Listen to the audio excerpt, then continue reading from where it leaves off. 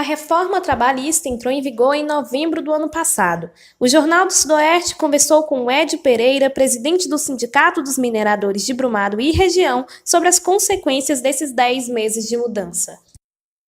Na ótica dos trabalhadores, em nossa ótica, na ótica do movimento sindical, não tem nenhuma vantagem, pelo contrário. O objetivo da reforma foi flexibilizar, foi retirar direitos dos trabalhadores, principalmente daquelas categorias profissionais que não têm representação sindical. Se você fazer uma pesquisa aí no Google e perguntar lá perdas de direitos dos trabalhadores após a reforma trabalhista, você vai identificar que vai aparecer uma relação enorme de vários setores, vários segmentos dos trabalhadores que atuam na economia que perderam direitos por conta dessa reforma. Então, na nossa ótica, só houve prejuízo, vantagem nenhuma, nem para o trabalhador, nem para o próprio empresariado e principalmente para o nosso país, cuja crise continua aí a todo vapor. Em nossa base aqui em Brumado, que abrange Brumado, Caxité principalmente, não tem tido perdas por conta que existe o nosso sindicato, o sindicato classista, o sindicato de luta, que é respeitado pelas empresas e elas até agora não ousaram flexibilizar, não ousaram tirar nenhum direito. Hoje, a legislação diz o seguinte, que hoje prevalece o negociado sobre o legislado. Então, quem negocia, aquelas categorias que tem um sindicato, como é o nosso caso aqui da mineração de Brumado e da microrregião, tem um sindicato forte que luta, aí não perdeu nada até agora. E nós não vamos admitir perca nenhuma, pelo contrário, vamos começar agora a campanha salarial, as negociações de salários e condições de trabalho. Nós queremos evoluir, nós queremos avançar. Como ninguém é obrigado a filiar, nem manter-se filiado ao sindicato, quem não quiser ficar, depois de uma conversa que a gente tem comigo, particularmente eu que cuido disso, para procurar conscientizar da importância que é você continuar no sindicato, de você fortalecer o sindicato.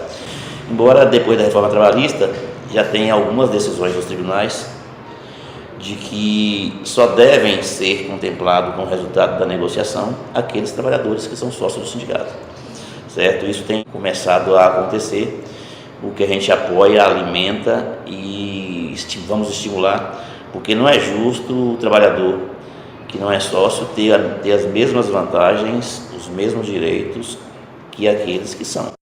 Muito se diz sobre a categoria criada pela reforma chamada jornada intermitente. Por um lado, seria a regularização de situações já existentes. Por outro, uma afronta à classe trabalhadora. Isso aí é uma forma de regularizar o assalto à mão armada ao trabalhador. Esse trabalho intermitente é uma provocação, uma afronta, um desrespeito ao trabalhador que produz, que dedica sua vida à empresa. Eu costumo dizer que hoje, no mundo globalizado, cuja concorrência entre as empresas é cada vez mais acirrada por mercados, o grande diferencial competitivo de qualquer empresa são seus trabalhadores, é a sua mão de obra, que precisa ser motivada. Essa questão do fim da contribuição sindical, né, que a gente chamava o chamado Dia da Viúva, né, para a gente popularmente, foi um golpe nos trabalhadores, foi um golpe no sindicato e um golpe nos trabalhadores. Lamentavelmente, tem trabalhador que comemorou isso, porque deixou de dar um dia de trabalho que não vai todo para o sindicato. Esse dia, que era pago anualmente pelo trabalhador, apenas 60% ficava no sindicato. A mesma dualidade acontece quando o assunto é o envolvimento dos sindicatos na política partidária do país. Enquanto algumas pessoas cobram posicionamento político, outras acham que a disputa política e trabalhista não deveriam se envolver. Nós temos que cuidar de separar de forma bem clara a questão da atuação sindical da relação política. Eu estou hoje vice-prefeito, mas aqui eu estou presidente do sindicato. Vice-prefeito eu atuo quando eu estou na prefeitura e os trabalhadores conseguem perceber com muita clareza esse cuidado que nós temos nessa relação. Todos os setores querem ter a sua representação. Os bancos têm seus candidatos a deputado e presidente, as empresas também têm. Por que os trabalhadores não podem ter também os seus legítimos representantes para defender seus interesses? Quer dizer, dos 513 deputados, nós temos lá em torno de 60 que defendem os trabalhadores. Por isso que essa reforma trabalhista passou, da forma como passou.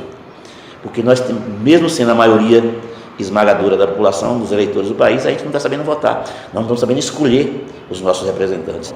Então, é obrigação moral da direção do sindicato orientar e informar os trabalhadores quais são aqueles candidatos que, na nossa ótica, na nossa visão, estão identificados com as nossas questões, com os nossos interesses.